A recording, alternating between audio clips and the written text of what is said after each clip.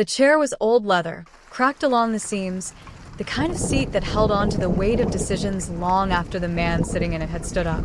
Outside, the neon sign of a social club buzzed weakly, fighting against the Brooklyn night. Smoke hung in the air like it had nowhere else to go. It wasn't loud. It wasn't violent. It was quiet, the kind of quiet that makes a person start hearing things inside their own head. Sammy Gravano sat there, his hands resting on the table, staring at the wood as if it might give him answers. Brooklyn outside didn't stop for him. The borough kept moving, kept breathing. Somewhere in the distance, a car door slammed. Somewhere else, a couple argued through an open window. But in that room, silence stretched like a rope. This wasn't the kind of silence that brings peace. This was the silence of endings, and maybe beginnings too. Sammy wasn't hiding. He wasn't running. He was remembering. And remembering for a man like him was dangerous. The table he leaned on had seen things. Deals whispered between bites of pasta. Promises sealed with nods, not signatures. That table had heard the jokes, the threats, the orders. It had heard John Gotti laugh the night Sammy was made underboss. The seat next to him still carried the dent where Gotti had leaned back, heavy with power and pride. That night, the room buzzed like a live wire. Now it felt dead, like a machine left running with no purpose. Sammy reached for his drink. Only a wet ring on the table reminded him it had been there. A fitting reminder, maybe. Presence gone, but mark left behind. People thought betrayal in the mob came with big moments, guns blazing, cars exploding. But Sammy knew better. It didn't start with a bang. It started with small things. A joke that cut too deep. A shift in tone. A room that once lit up when you walked in, but now barely noticed. That's how it begins. Not in noise, but in silence. Some said it started the night Gotti made a crack about Sammy's crew being too efficient. Everyone laughed, even Sammy, but deep down something moved. A pin dropped on the map between loyalty and betrayal. A reminder that in this world, respect was never fully yours. It was borrowed, and the rent was always due. It was late 1990. The streets were changing. The feds had new tricks. Bugs in lamps, tapes in cars, informants with wires under their shirts. The 5 families were under pressure, their shadows not as safe as they used to be. Sammy could feel it. He had always been good at sensing changes. The chair creaked under him as he leaned back. He wasn't an old man yet, but he felt the weight of years, of choices that had piled up like chips on a table. He thought about how different the silence felt now compared to when he was a kid. Back then, silence had been power. The less you said, the more people trusted you. But now silence was dangerous. Now it was emptiness. He thought about Bensonhurst, about the block where he grew up. Cracked sidewalks. Apartment windows lit by small family wars. Fathers yelling about bills. Mothers yelling about sauce. Kids running until dark. He had learned loyalty there, long before he learned about crime. Loyalty wasn't written in books. It was in who stood next to you when trouble came. It was in who kept their mouths shut when cops asked questions. That was the real school. Sammy had been small as a kid, short but tough. Other boys tried him, but he never let it last. One older kid, Benny, stole a comic book from him. A few days later, Sammy broke his nose with a rock in a sock. He didn't brag about it, didn't need to. Message sent. Benny never touched him again. That was the first lesson. Pain was a language, and sometimes the only one people respected. Adults noticed. Some said the kid had bark and bite. Others said nothing, but they started slipping him small jobs. Keep quiet about a fight you saw. Carry an envelope to a guy on the corner. Little things, but little things add up. That's when he learned another lesson. Silence pays. You don't always have to swing to win. Sometimes standing still is louder. His father never liked it. Orlando Gravano was a tailor, a man who believed in hard work, sweat, respect. He pressed suits with precision, measured twice, cut once. He told Sammy to stay clean, stay away from trouble, use his hands for work, not for fighting. Sammy listened, but the shine was already gone from that path. He saw men in Cadillacs, men who didn't punch clocks, men who walked into rooms and didn't have to explain themselves. His father's suits looked good, but the streets looked better. The first time Sammy got in a real fight behind a pool hall, it wasn't about money. It wasn't about turf. It was about place. A kid made a crack about his sister. Sammy didn't think. He just swung. Knuckles to teeth. 2 hits before someone pulled him off. The other boy backed down, bleeding, scared. And just like that, the neighborhood looked at Sammy differently. Respect wasn't asked for. It was taken. That was when the nickname started to float. Sammy the Bull. Some said it was because of how he fought head down, charging through.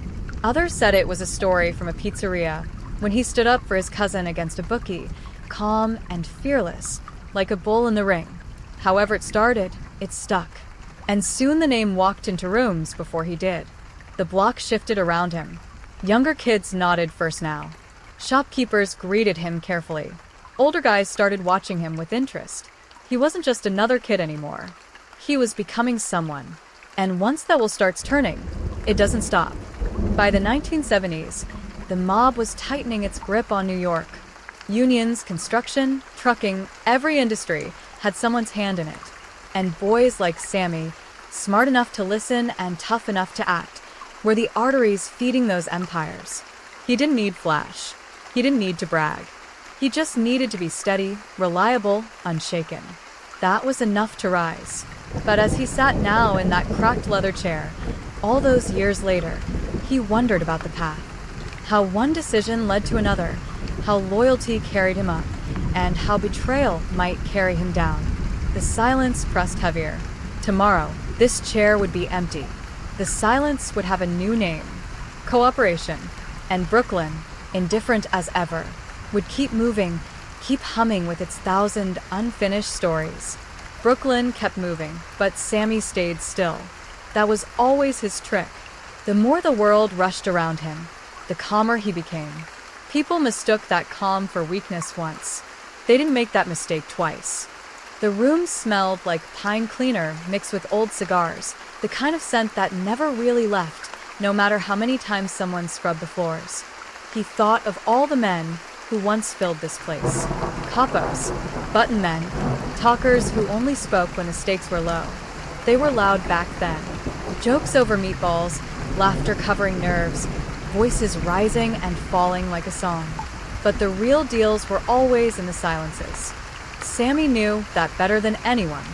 He had built his career not by talking but by listening, by reading the pauses, by weighing silence like a stack of cash. He let his eyes wander to the padded booth in the corner. The dent was still there from the night Gotti crowned him underboss. That night, everyone had leaned forward, hungry to hear his words, hungry to see what came next.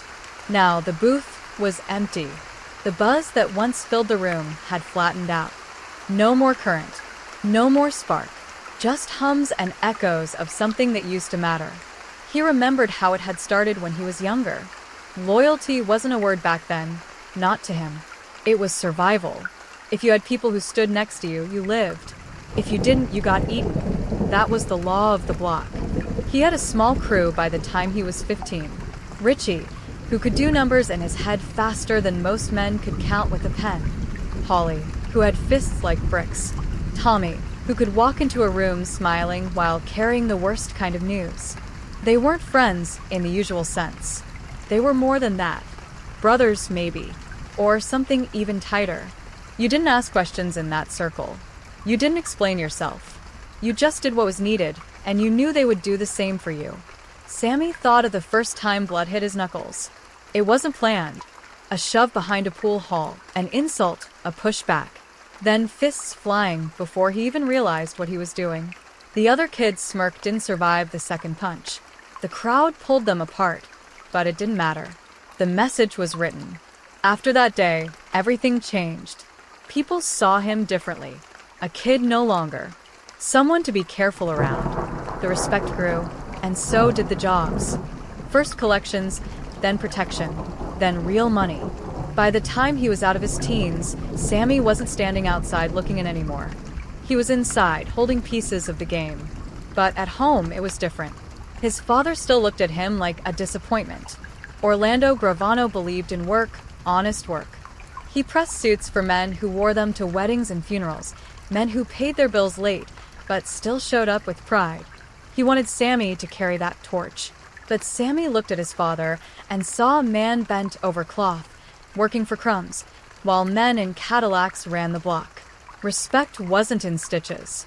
It was in nods, in quiet power, in the way doors opened without a word.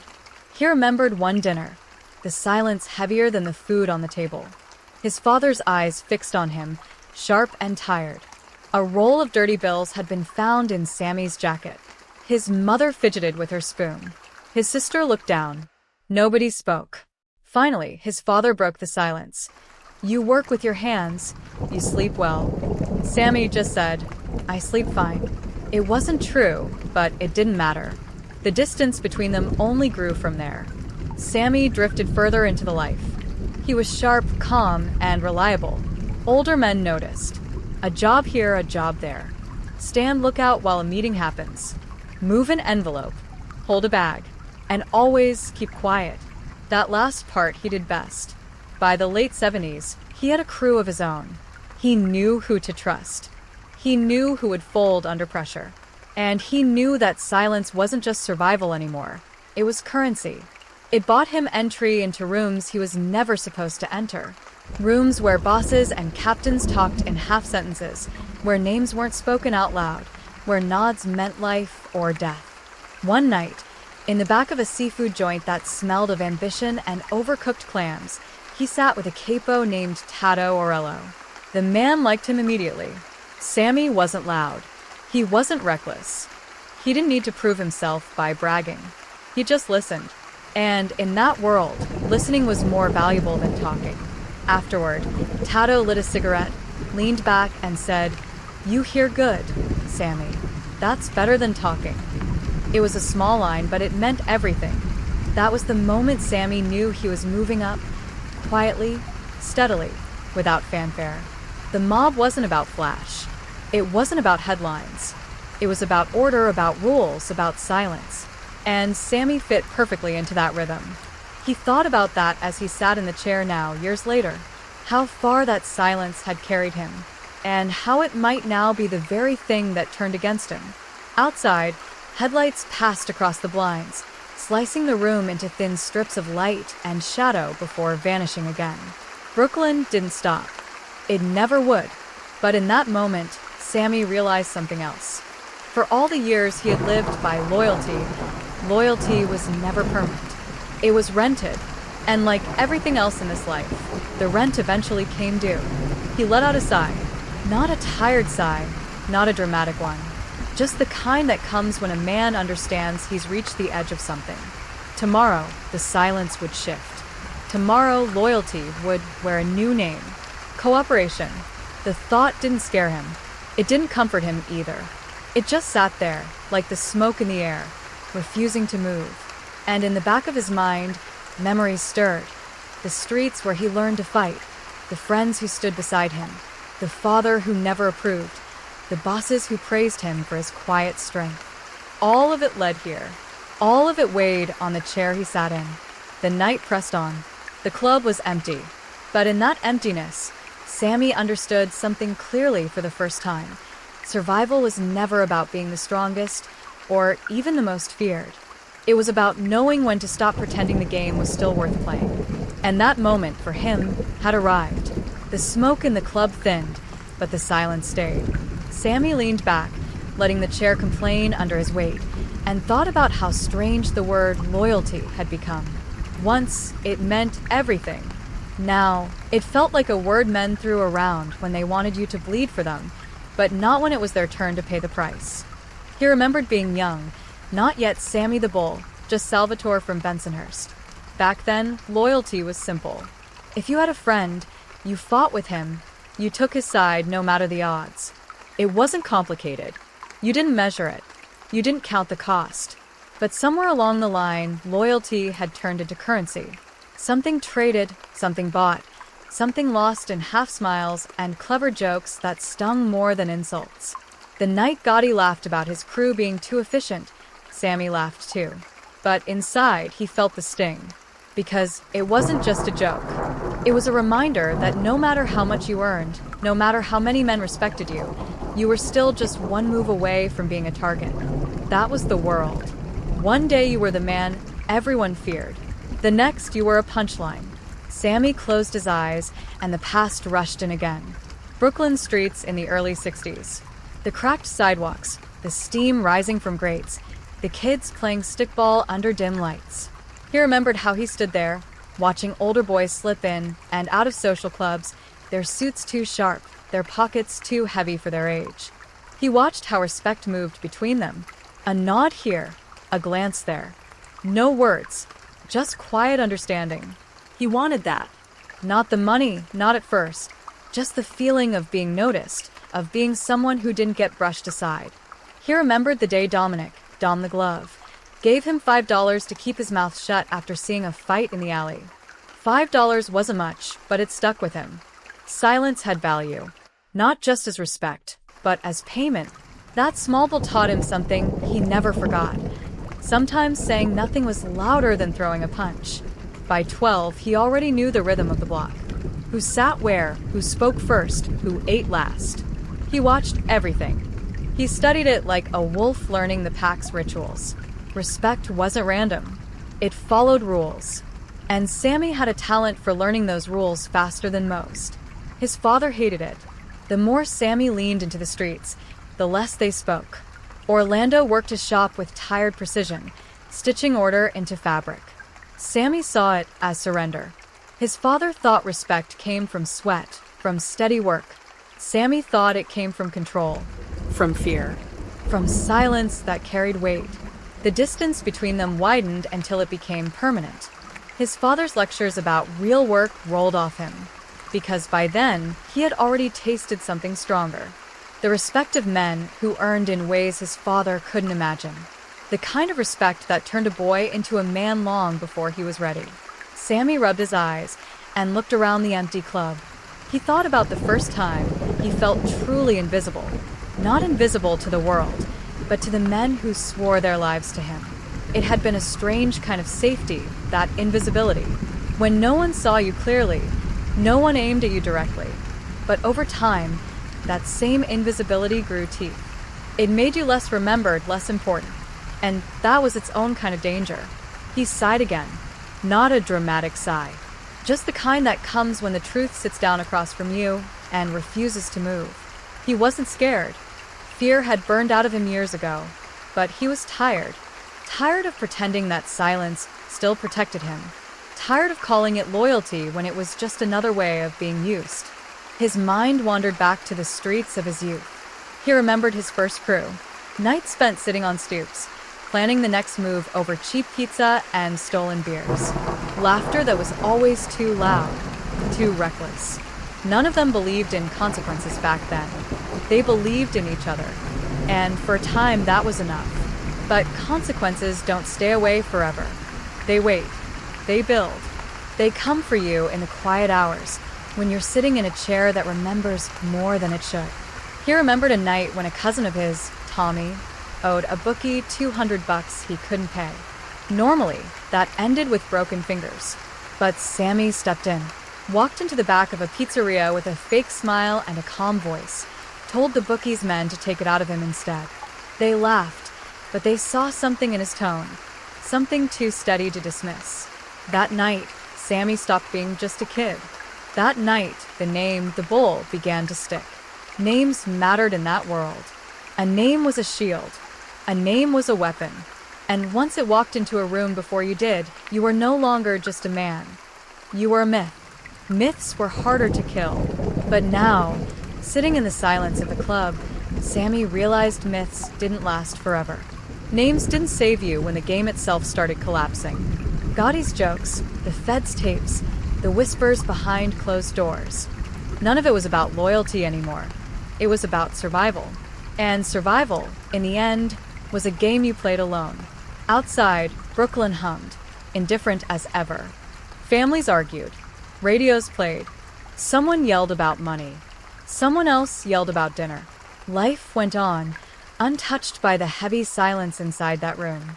Sammy leaned forward, elbows on the table, fingers tapping once against the wood. He thought about tomorrow, about what cooperation really meant. It wasn't surrender. It wasn't weakness. It was a different kind of loyalty to yourself when the world around you had already moved on. He looked at the booth one last time, remembered the night the room buzzed. The night loyalty felt like something unshakable. Then he blinked, and the room was empty again. And in that emptiness, he finally admitted what he had always known deep down. In this life, loyalty was never forever. It was a switch, and once flipped, there was no going back. The street outside the club had quieted, but Brooklyn never really slept. It only changed rhythms. Somewhere in the distance, a siren moaned and faded, swallowed by the night.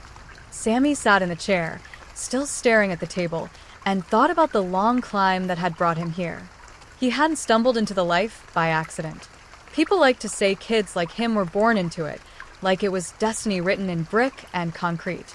But that wasn't true. It was choice. One small choice stacked on another until the path was too heavy to step away from. Sammy had made those choices with his eyes open. He didn't regret them, not really. But he did think about the cost. Back in the 70s, when he was still young enough to be learning but old enough to be dangerous, the Gambino family had been shifting. Carlo Gambino was gone, and Paul Castellano had stepped in. Castellano wanted the family to look more like a corporation than a street gang. Suits, handshakes, contracts. He didn't like the noise of the streets, didn't like men who drew too much heat. But the streets still fed the family, and men like Sammy knew how to keep that part alive. That's how Tato Orello came in. He was a capo who saw something in Sammy that others didn't. Most young guys wanted to prove themselves by being loud, by showing off, by talking too much about what they had done. Sammy didn't talk. He didn't show off. He didn't try to belong. He just did the work. Steady. Silent. One night, Orello tested him. A ride upstate with no explanation. A duffel bag in the trunk that thumped with every bump in the road. No words, no glances. Just cold air and silence. Sammy drove, eyes forward, hands steady. Hours later, they came back. No one explained anything. No one needed to. At the end, a hand on his shoulder. You kept your eyes forward. That was the job. That was always the job. Keep your eyes forward. That was how you earned respect in this world. Not by asking questions. Not by bragging. By showing you could be trusted with silence. In the late 70s, the family was huge. Hundreds of made men. Thousands of associates. Competition was everywhere. It wasn't about being the toughest anymore. It was about being the most reliable. And Sammy, for all the stories and all the fists he had thrown, was at his core reliable. Men above him saw that. They pulled him closer. He started running his own crew, collecting real money, settling disputes that others couldn't. He remembered his first sit-down. Not the official kind, not yet, but close. A back room of a seafood joint that smelled like ambition and overcooked clams. Orello sat there with two other made guys, all of them testing Sammy without really saying it. They talked politics, money, unions, payouts. No one asked Sammy's opinion. What mattered was how he listened. When the night ended, Orello lit a cigarette, blew the smoke sideways, and said, "You hear good, Sammy. That's better than talking." That moment had stuck with him. The whole game was in listening, in catching what wasn't being said, in reading the silence between words. That was how you survived. That was how you rose. By the early 80s, Sammy was already running jobs like a businessman, not just a street tough. Construction, trucking, unions, things that looked legitimate on paper but bled cash under the surface. He liked the order of it. He liked building something that lasted longer than a single score. He wasn't flashy. No silk suits. No pinky rings. He preferred steel over sparkle. That's why his men respected him. He didn't ask them to do anything he wouldn't do himself. He didn't scream. He didn't threaten. He gave clear orders, calm and final. One story still floated around about him, though he never confirmed it. A man betrayed Orello's trust. Sammy sat across from him for 10 minutes, without saying a word. When he finally spoke, it was just, "You know what happens next, right?" The man nodded. That was it. No yelling. No performance. Just inevitability. That was Sammy's style. Not fear, not drama. Just quiet certainty. That style carried him higher. By the time John Gotti started making waves in the mid-80s, Sammy was already established. Gotti was everything Sammy wasn't: loud, polished, adored by the streets. He had charisma that lit up a room. But charisma without discipline was a problem. And Gotti saw in Sammy the balance he needed. Where Gotti was flash, Sammy was structure. Where Gotti drew headlines, Sammy kept the money flowing quietly underneath. The night Castellano was hit outside Spark Steakhouse, Sammy wasn't there. He didn't pull the trigger. But when Gotti took over, he made sure Sammy was close. Real close. Because he knew Sammy wasn't just muscle. He was the man who could make the empire run. And run it did. Construction rackets, loan sharking, trucking unions, Sammy oversaw it all. Millions flowed in and out. Jobs got done. Disputes got settled. Sammy was the quiet gravity holding everything together while Gotti posed for cameras. To the outside world, Gotti was the boss, the dapper Don, the Teflon Don. But inside, men whispered that Sammy was more boss than the boss. He never asked for that. He didn't need the spotlight. He preferred the shadows. But shadows have their own dangers. Respect easily turns to envy. Envy turns to suspicion. And in a world built on ego, even quiet strength becomes a threat. Sammy thought about all that as he sat in the empty club. The rise, the power, the silence that had carried him to the top. It had all worked until it didn't. Because loyalty, he knew now, wasn't something you built forever. It was something that shifted, like smoke in a room with no windows. He could still see Gotti's grin in his mind. That grin that once felt like brotherhood, but later started to feel like a warning. People talk, Gotti had said one night. They say you're running half this family. Sammy had answered with a joke. Only the half that pays the bills. Gotti grinned back, but the grin was tight. That was the turn. Not a fight, not an argument. Just a shift. And Sammy, who had built his life on reading the silence between words, knew what it meant. Now the silence was here, heavy and permanent. And tomorrow, it would have a new name. Cooperation. He looked at the booth one last time, then back at the empty glass in front of him. For a moment, he imagined his father's voice, steady and disappointed. You work with your hands, you sleep well. Maybe his father had been right all along. Or maybe there was never a right path, only the one you could live with. Sammy stood slowly, the chair groaning as if it knew this was the last time.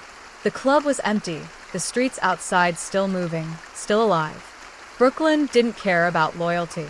Brooklyn didn't care about betrayal. Brooklyn only cared that you kept moving. And so he did. The street was quiet when Sammy stepped out of the club that night. A cold wind moved down the block, tugging at old signs and scattering bits of paper. Brooklyn had a way of breathing even when it seemed asleep, and he had grown up listening to that breath. It was steady, unbothered by the rise and fall of men like him. Bosses came, bosses went, but the borough kept humming. He thought of the first time he met John Gotti. Not the legend the papers later wrote about, not the smiling man in silk suits, but the street guy, the up-and-comer with slick hair and a walk that said he owned the sidewalk. It wasn't the words that stuck with Sammy. It was the way Gotti carried himself. He didn't just enter a room, he arrived. Like a king without a crown. People leaned in when he spoke, even if he wasn't saying much. That night had been at a small club, nothing fancy. A couple of cigars, some cheap liquor, the kind of chairs that collapsed if you leaned too hard. Sammy watched him closely. The way he laughed. The way men hung on his words. Gotti barely glanced at him at first. Later, when most of the room had cleared out, Gotti leaned over and said, "You're the quiet type, huh?" Sammy didn't smile. "Not when I don't need to be." That was enough. Gotti liked him right there.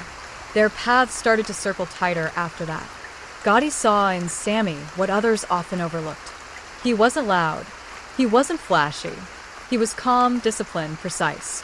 And most importantly, he knew how to keep things moving without drawing attention. Where Gotti lit up headlines, Sammy kept the money flowing underneath. It was balance. Fire and steel. Noise and silence. When Castellano fell outside Sparks in 1985, the whole world felt it. A boss killed in the street. Revolution, not business. Gotti pulled it off, quick and clean. He became the new boss, and just like that, the Gambino family had a new face. But power that rises through blood is never steady. It needs someone strong to hold the foundation. That's where Sammy came in. Gotti handled the spotlight. Sammy handled everything else. Construction rackets, union disputes, envelopes moving through hands that never signed papers. He became the quiet architect, the one who made sure the lights stayed on while Gotti dazzled cameras. Together, they built something strong, almost untouchable. But nothing in that life stays untouchable forever. The cracks started small.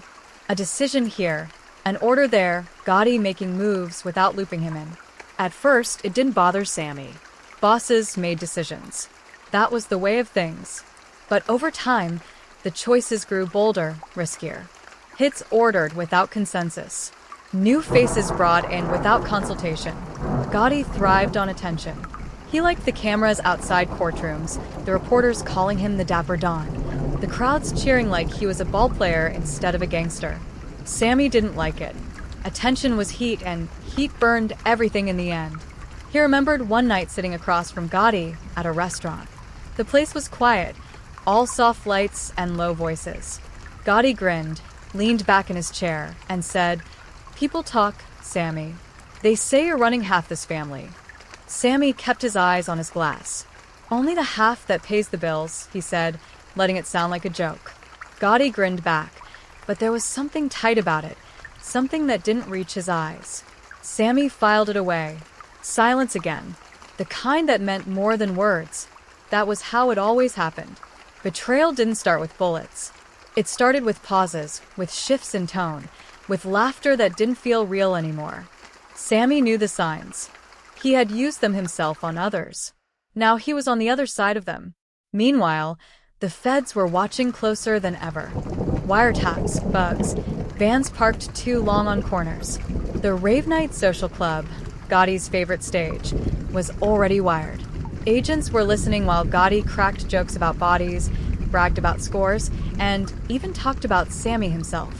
Sammy hated that club. Too public. Too performative. But he went because when the boss called, you showed up. What he didn't know yet was that those walls were already recording his future. Still, the money kept coming. Sammy's control over construction grew so strong it was practically a monopoly. If you wanted concrete poured in Manhattan, you dealt with him. If you wanted drywall delivered on time, he was the man who made it happen. Clean cash, dirty cash, it didn't matter.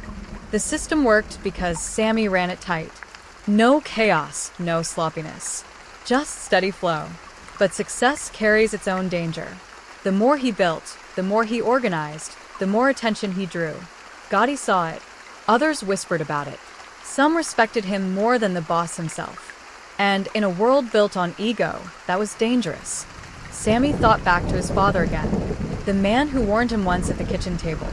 You keep going where you're going, you won't come back wearing your own name. Sammy hadn't wanted to hear it back then. But now, sitting in restaurants across from a boss who smiled too tightly, he realized maybe his father had known something he didn't. Maybe there was no way to rise without eventually being seen as too high.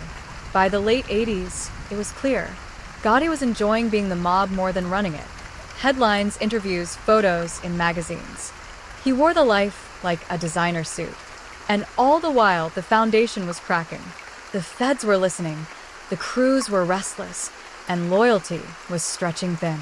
Sammy kept things moving, because that's what he did. But he also kept watching. Watching Gotti laugh for the cameras while the heat closed in. Watching men whisper behind his back. Wondering who really held the power. Watching the silence between them grow wider each time they sat down together. He knew where it was heading. Maybe not the details, not yet. But he had lived long enough in that world to recognize the path. When loyalty bends too far, it doesn't snap loudly. It snaps quiet, like a chair giving way under weight. The night outside Brooklyn went on indifferent. Somewhere, a radio played a Sinatra song. Somewhere else, a couple argued about bills. And Sammy walked through it all, carrying the weight of a loyalty that had already begun to shift. He didn't know it yet, but the tapes were already running. The feds already had his voice on file, his name in transcripts. And Gotti's too, especially Gotti's. What he didn't know was this: the silence was almost over. And when it broke, it would break everything. The streets outside were always louder in the mornings.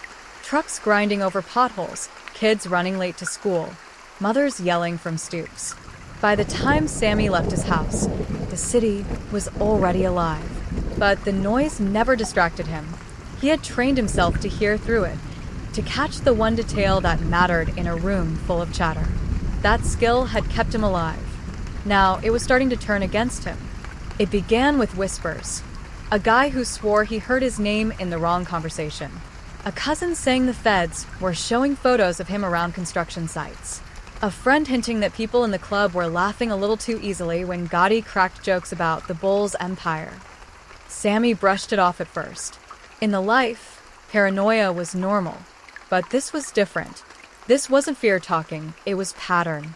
The Rave Night Social Club was where it started to make sense. Sammy hated that place. The noise, the constant traffic, the reporters staking out across the street. It was like walking into a spotlight every time. But Gotti loved it. He treated the rave night like his stage. Sharp suits, loud laughs, hands waving in the air like he was giving a performance. Sammy sat in the back, quiet as ever, listening. That was his job. Listening. What he didn't know, what none of them knew at first, was that the walls themselves were listening too. The FBI had wired the club. They had planted mics and lamps, in furniture, in places nobody thought twice about. Every joke, every insult, every whispered comment, it was all being stored away, waiting to be used. The first time Sammy found out, it felt like someone had pulled the floor out from under him. An agent, bold as brass, stopped one of his guys on the street. "Tell Gravano we like the way he runs his show," he said. Just like that. No disguise, no threats. A message wrapped in a smile. Sammy didn't react on the surface, but inside, alarms went off. If they knew that much, they knew more. And then came the real blow, hearing that Gotti himself had been talking on those tapes. Not just about business, not just about enemies, but about him. About Sammy. The words came secondhand at first. A lawyer repeating what prosecutors had hinted at. "Gotti's been saying things," the lawyer said carefully. "About you. About hits. About responsibility." Sammy sat there in silence, his face calm, his hands still. But inside, it was like ice spreading through his veins. In this life, the boss was supposed to protect you, shield you, stand in front of the fire. If the boss started pointing, the whole world followed that finger. He thought back to all the times he had taken the heat without complaint. The envelopes he had collected, the disputes he had settled, the men he had disciplined without Gotti having to raise his voice. All of it had been for the family, for the order of things. Now that same order was being twisted against him. He remembered sitting across from Gotti not long after, the rave night full of smoke and chatter. Gotti laughed too loud, told stories too big, and every so often, his eyes flicked towards Sammy with something unreadable behind them. Sammy didn't flinch, didn't ask questions, just listened. But in the silence between jokes, he caught it, the distance, the calculation. Gotti was laying the groundwork, preparing the room for when the hammer fell. At night, when the streets quieted and the house settled, Sammy sat alone in his living room. No noise, no interruptions. Just the ticking of a clock and the weight of thoughts he couldn't push aside. He thought of his father again, the old tailor, bent over cloth, cutting clean lines, never rushing. His father had once told him, "If you cut wrong, you can't sew it back the same." Sammy finally understood. Once loyalty was cut, it never stitched together again. The feds grew bolder. Agents parked outside his house longer. He noticed the same faces on corners, the same cars circling blocks. He said nothing to his family, but he knew they felt it too. His wife asked if he was safe. His kids asked why men in suits always seemed to be nearby. Sammy gave the same answer every time. Don't worry. But worry was all he did. Then came the day his lawyer leaned across the table and said the words flatly. Sammy, they've got hours of tapes. Hours. And Gotti, he's putting it all on you. Every murder. Every job. He's saying you ran it, not him. For a moment, Sammy didn't move. Didn't blink. He let the words settle, like ash on a table. The lawyer kept talking, but Sammy had already heard enough. This was the betrayal. Not a shot in the dark, not a knife in the alley. A voice. His own boss's voice. The one man who was supposed to stand above it all, shifting the blame onto him. That night, he went back to the club, sat in his usual chair, and watched Gotti perform. The same grin, the same smooth talk, the same loud stories. But now, Sammy heard the words differently. Every laugh was a blade. Every story was a rope tightening. He realized Gotti wasn't just reckless. He was dangerous. Dangerous not because of what he did, but because of what he said. The silence pressed in heavier than ever. Sammy didn't let it show. To everyone else, he was the same calm underboss, the same steady presence. But inside, something had shifted. The trust that had carried him this far was gone. And without trust, loyalty was just another word. He knew what came next. The feds weren't backing down. The tapes weren't going away. And Gotti wasn't going to save him. If anything, Gotti was sharpening the knife with every word he spoke. Sammy had lived his whole life by silence, by loyalty. But now silence was a death sentence, and loyalty was a lie. Tomorrow, he thought, everything will change. The courtroom was colder than he expected. Not the kind of cold that came from weather, but the kind that came from stone walls and polished floors that never saw sunlight. Sammy sat at the defense table, hands folded, eyes steady, while the prosecutors set up their exhibits. To anyone watching, he looked calm, maybe even bored. That was the mask. Inside, though, he was listening harder than ever. It wasn't the judge he cared about, or the jury shuffling in with uncertain faces. It was the box of tapes the prosecutors wheeled in, stacked like bricks. Hours of voices. Hours of secrets that weren't supposed to leave the rave night social club. And now those secrets were evidence. Sammy had been in rooms where men begged for their lives. He had seen bullets end arguments in seconds. But nothing hit harder than hearing betrayal in your own boss's voice, played back through government speakers. The first tape was almost casual. Gotti laughing, joking, calling Sammy the bull. The jury even smiled at first, hearing the charm. Then the laughter turned sharp. The voice on the tape shifted, naming jobs, pointing fingers. Sammy did this. Sammy handled that. Sammy took care of him. Each word was a weight. Each sentence was a stone being stacked on Sammy's shoulders. He didn't flinch, not once, but he felt every eye in the room drift toward him as the tape rolled on. They weren't just listening to Gotti anymore. They were looking at him, the man sitting quietly at the table, painted guilty by someone who was supposed to shield him. Sammy's lawyer leaned in, whispered, "They're hanging it all on you." He didn't respond. He didn't need to. The silence said enough. Day after day, the tapes kept coming. Gotti talking about murders, about meetings, about money, all of it circling back to Sammy. The jury scribbled notes. The prosecutors smiled without smiling.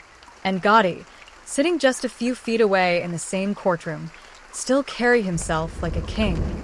Perfect suit, slicked hair, that grin that had once charmed half the city. He even winked at reporters on breaks, as if the trial was just another show for him to star in. But Sammy saw through it now. The grin wasn't brotherhood. The grin was arrogance. The kind that believed loyalty was one-sided. The kind that thought he could stand on someone else's shoulders and never feel the weight shift. At night, back in his cell, Sammy lay awake staring at the ceiling. The walls pressed close. The air smelled of bleach and metal. He thought about all the men who had taken vows before him, men who had sworn to stay silent, to die before breaking the code. He thought about how many of them were already buried, their silence bought with nothing but dirt. He thought about his father again. The tailor shop, the clean cuts of fabric. Measure twice, cut once, the old man used to say. Sammy had laughed at it back then, thought it was just a phrase for sewing. But now, lying in a prison bunk, He realized it was about life, about choices, about making sure the cut you made was the one you could live with. And then came the breaking point. Another tape, another voice. Gotti, sharper this time, colder. Sammy's too strong. He's making moves.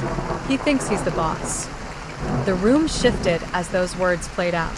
The jury listened harder. The lawyers stiffened. And Sammy sat there, stone still, though inside it felt like the floor had dropped away. That was it. Not just blame. Not just deflection. This was betrayal. Spoken, recorded, undeniable. For years, Sammy had been the man in the shadows, the one who held the empire steady while Gotti soaked up the lights. He had killed for him, collected for him, protected him. And now, here in a courtroom packed with strangers, his loyalty was being weaponized against him. That night, when the guards locked the cells and the noise of prison quieted down, Sammy sat on the edge of his bunk and knew the truth. Silence had carried him this far, but silence would bury him now. He thought about his family, his wife, his kids, the look in their eyes when the news cameras pointed at their house, when reporters shouted questions through the fence. What loyalty did they owe to a life that had only brought them fear and shame? What protection did silence give them? None. The decision wasn't loud. It wasn't dramatic. It wasn't even sudden. It came like everything else in his life had come, quietly, steadily, with no wasted motion. A switch, simple as turning off a light. Loyalty had done its part. Now survival had to take over. The next morning, his lawyer sat across from him in the visitor's room. A table between them, plastic chairs, guards pacing the edges. Sammy leaned forward and spoke the words evenly, like he was ordering lunch. "I'm done." The lawyer blinked. Done with what? Sammy didn't look away. With him. With this. "I'll talk." It was the quietest rebellion the mob had ever seen. No guns. No fights. Just words, finally breaking the silence he had lived by. When the news broke, the world erupted. The underboss of the Gambino family flipping? Unthinkable. Men in Brooklyn cursed his name. Old friends called him a traitor.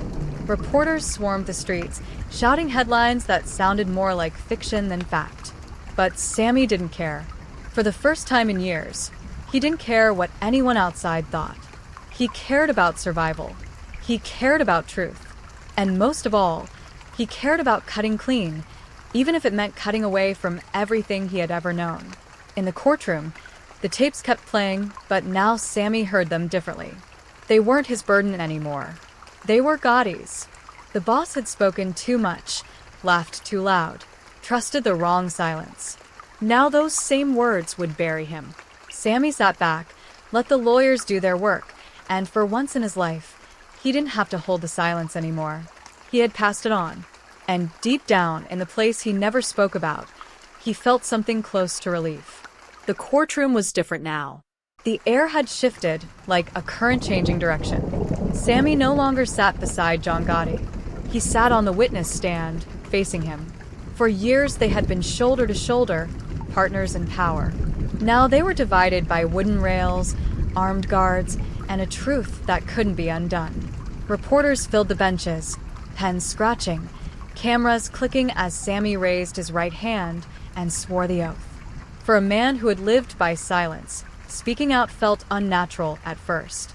But when his voice finally came, it was steady, clear, and almost too calm. They asked him about his life, about the Gambino family, about construction rackets, about murders, about meetings in smoky rooms where decisions were made with nods instead of signatures. Sammy answered each question without hesitation. Not defensive, not boastful, just plain facts. Years of silence spilling out into sentences that cut through the courtroom like blades. The jurors leaned forward. They weren't just listening to testimony. They were hearing the inside of a world that had always lived in shadows. Sammy didn't speak like a man trying to save himself. He spoke like a man who had already accepted the cost. And then came the hardest part, talking about Gotti.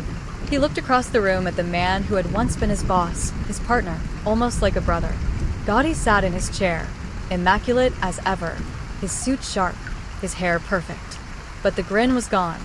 In its place was something tighter, colder. Sammy spoke anyway. He gave the orders. I carry them out.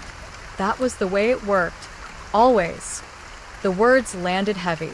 Not shouted, not dramatic. Just final. The jury scribbled notes. The prosecutors nodded. And for the first time, the dapper Don didn't look untouchable.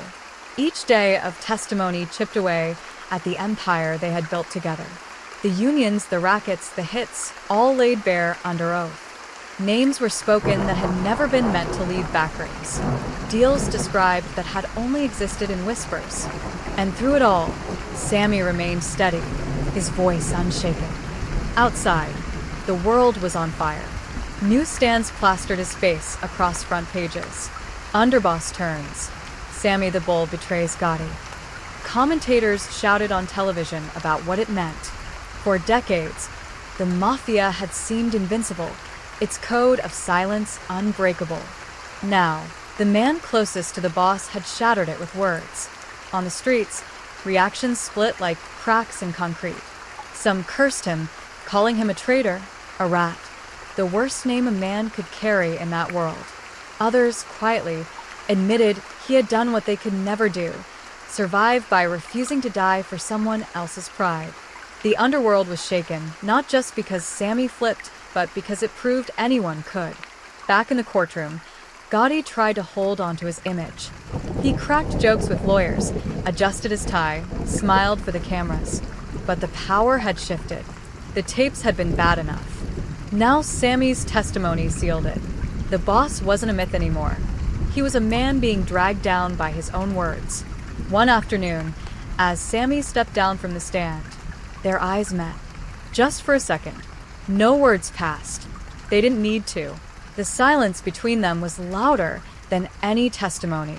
It said everything. Loyalty had ended, trust was gone, and survival had chosen sides.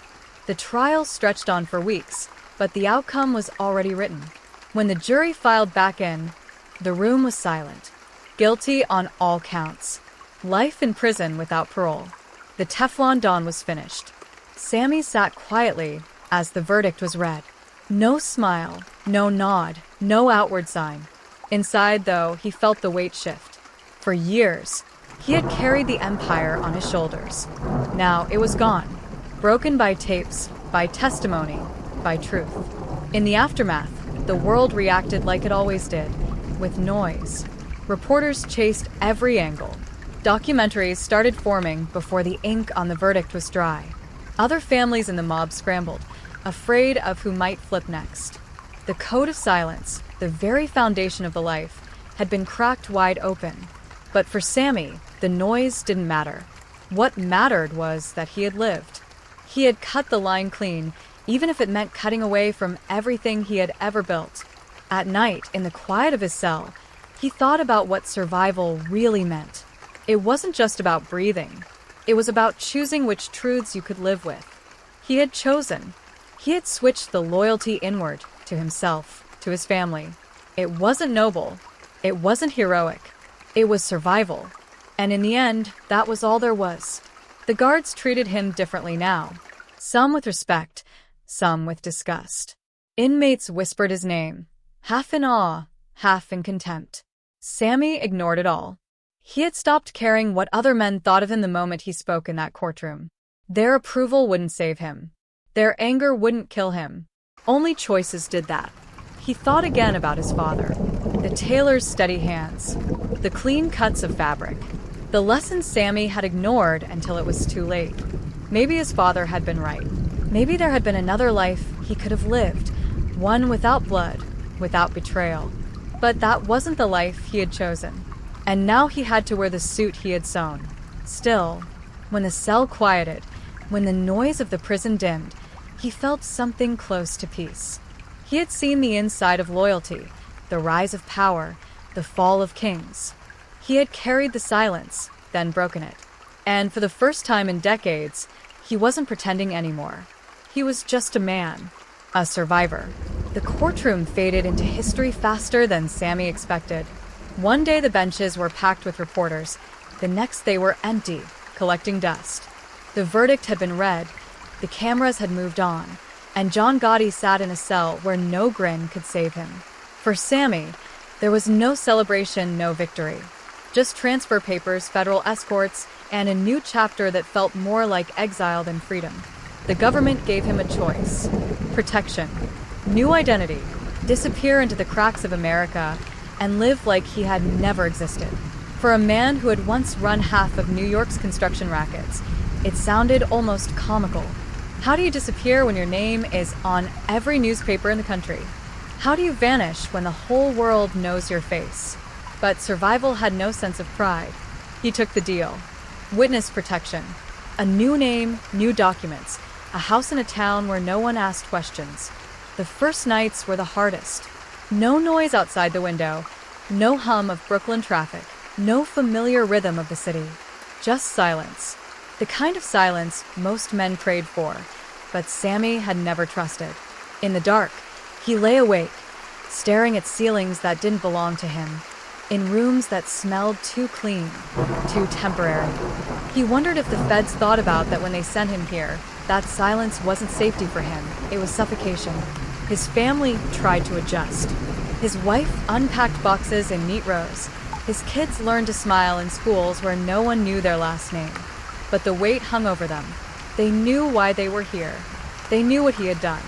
Loyalty had saved them, but it had also destroyed the life they once knew. His daughter asked him once, in a voice too quiet for her age, "Are we safe now?" Sammy answered the only way he knew how: safe enough. Safe enough meant looking over his shoulder in grocery stores. Safe enough meant changing routes to work.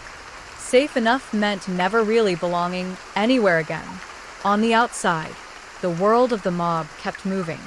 Families scrambled to cover the hole Sammy's testimony had blown open. Men whispered in backrooms about how the underboss had flipped, how the rules didn't mean anything anymore. Some cursed his name, called him the worst kind of traitor. Others, in their private thoughts, admitted they might have done the same. But no one said it out loud. To say it was to admit the code was broken. Sammy heard pieces of it through the news, through letters that slipped past the Fed's filters, through the grapevine that never truly died. Gotti was rotting away in prison, sick but still defiant.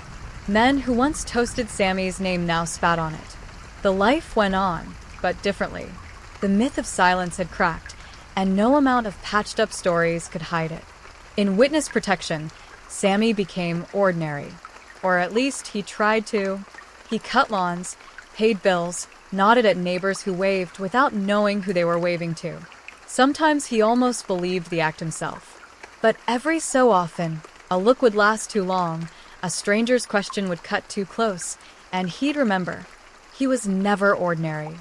He couldn't be. He carried his legacy like a scar under a shirt, hidden but always there. In quiet moments, when the house was still and the world outside was sleeping, he thought about it. Not with regret. Regret wasn't something he allowed himself, but with a kind of acceptance. He had chosen survival over silence. Loyalty had been cut clean, and he had stitched together a new life from the scraps. The hardest part wasn't the danger. It wasn't the whispers or the threats. It was the memory. Memory didn't leave. Memory followed. He'd be pouring a cup of coffee, and suddenly he'd see Aurelio's hand on his shoulder, hear Gotti's laugh echo in a smoky club, feel the weight of a pistol hidden in his jacket. He'd sit at the edge of his bed and think of his father's shop, the needle-threading cloth, the clean cuts of fabric that never frayed if you did them right. One night, years after the trial, he sat alone in the kitchen. The clock ticked. The refrigerator hummed. He thought about what loyalty really was after all of it. He realized it was never what men said it was. It wasn't unbreakable. It wasn't holy. It wasn't even permanent. Loyalty was just a deal. A deal between two people, two groups, two lives. And like any deal, it lasted only as long as both sides kept their end. Gotti had broken his end with words on a tape. Sammy had broken his with words in a courtroom. The deal was gone, and so was the life. He wondered sometimes what people said about him in the old neighborhoods. Did kids still whisper his name the way he once whispered about older guys in suits? Did anyone still sit outside clubs at night, dreaming of being somebody because they had heard stories of Sammy the Bull? Maybe. Or maybe they had forgotten him, moved on to new myths, new names. But he knew one thing. His story wasn't theirs anymore. It wasn't the mob's. It wasn't Gotti's. It wasn't even Brooklyn's. It was his. A story of silence, of loyalty, of betrayal, and of survival. A story that ended not with bullets in the street, but with words in a courtroom and a man in a quiet kitchen, listening to the hum of a refrigerator instead of the buzz of a social club. Outside, the world kept turning. Kids grew up, buildings went up, families broke apart, and stitched themselves back together. Brooklyn hummed without him. The mob shuffled forward without him. And Sammy Gravano lived on, carrying the quiet switch of loyalty like a secret only he could understand. It wasn't peace. It wasn't victory. But it was life.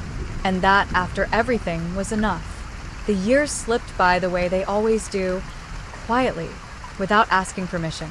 Sammy aged in places no one expected to find him, under names that didn't belong to him, in towns where no one cared who he once was. Time softened his features, but sharpened his memories. He was no longer the man sitting in smoky clubs, giving orders with a glance. He was no longer the underboss, the enforcer, the bull. He was just a man with too many ghosts and too much silence. Sometimes he wondered if that was how it was always meant to be, that the life gave you power only long enough to remind you how fragile it was. That every boss, every underboss, every soldier ended up the same, alone, in silence, carrying the weight of choices that couldn't be undone. He thought often about loyalty, the word that had defined him and destroyed him. People called him a traitor, a rat, a man who had broken the code. But those people weren't in that courtroom when the tapes played. They weren't sitting across from John Gotti, hearing his voice twist the truth, hearing him push blame onto the one man who had carried him through the storm. To Sammy, betrayal hadn't started with him. It had started with Gotti. All he had done was finish it. Still, the name stuck. Rat. Traitor. Words thrown around like bullets. But words didn't kill him. Silence would have. The irony never left him. For decades, silence was what kept him alive. Silence had been his weapon, his shield, his entire way of moving through the world. Then, in the end, breaking that silence was the only thing that saved him. The code that had made him strong was the same code that would have buried him if he had clung to it one day longer. He carried that thought with him in every quiet moment. In kitchens where refrigerators hummed, on porches where strangers waved without knowing his name, in long nights when sleep wouldn't come. Silence was never just silence. It was choice. And choice was everything. Now, when he looked back, the moments that stood out weren't the hits or the money or the power. It was the chair in his father's shop, the smell of pressed fabric, the voice telling him, "You work with your hands, you sleep well." It was the back rooms where men tested him not by what he said, but by what he didn't. It was the long drives where a duffel bag thumped in the trunk and no one asked questions. And, of course, it was that courtroom, the tapes playing, the betrayal laid bare. The moment where he stopped being the underboss of the Gambino family and became something else entirely, a man who chose life over myth. Sammy never pretended to be a saint. He knew what he had done. He knew the lives he had ended, the families he had torn apart, the fear his name carried in the streets. He didn't try to hide it, not from himself. The life had asked for blood, and he had given it. That was the truth. And truth was another thing he had learned never stayed buried. But he also knew the other side, that he had built order out of chaos, that he had kept men working, kept unions moving, kept money flowing in ways that fed hundreds of people who never even knew his name. He knew that in his own way, he had lived with a kind of discipline that men louder than him never understood. The world saw headlines. Sammy the Bull, underboss turned government witness, traitor to the code. But behind those headlines was just a man who had made choices, who had measured and cut and lived with the suits he had sewn. Years later, when strangers brought up his name, they still argued. Was he the toughest of his era? Was he a coward for flipping? Was he smart? Was he weak? Everyone had an opinion, but Sammy knew the truth. He wasn't a hero. He wasn't a villain. He was both, and neither. He was just real.